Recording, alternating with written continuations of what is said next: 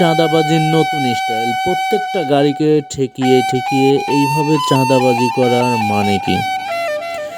আমি যখন ক্যামেরাটা ওপেন করি, আমার ক্যামেরা দেখে আস্তে ধীরে ছিটকে পড়ার চেষ্টা করেন। খুব ভালোভাবে দেখেন, 100 টাকা হয়তো দিছে, এটা নেবে না, আরও বেশি লাগবে। হয়তো বা 100 টাকার একটা নোট দেওয়ার খুবই চেষ্টা করতেছে, কিন্তু সেটা নেবে না, ওনার আরও বেশি লাগবে।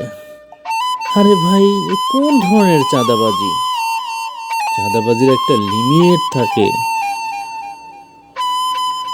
যাই হোক, আমার ভাষায় আমি আর প্রকাশ করতে পারছি না যে এ কোন কোয়ালিটির চাঁদাবাজি। আমি ক্যামেরা ধরার কারণে আমার দিকেও তেড়ে আসার চেষ্টা করে, কিছু কারণবশত হতে পারে না। দেখেন, সুন্দরভাবে দেখেন কি করছেন উনি। একটা বিশ্ব রোডে প্রত্যেকটা গাড়িকে ঠেকিয়ে ঠেকিয়ে এইভাবে চাঁদা নেওয়ার নজির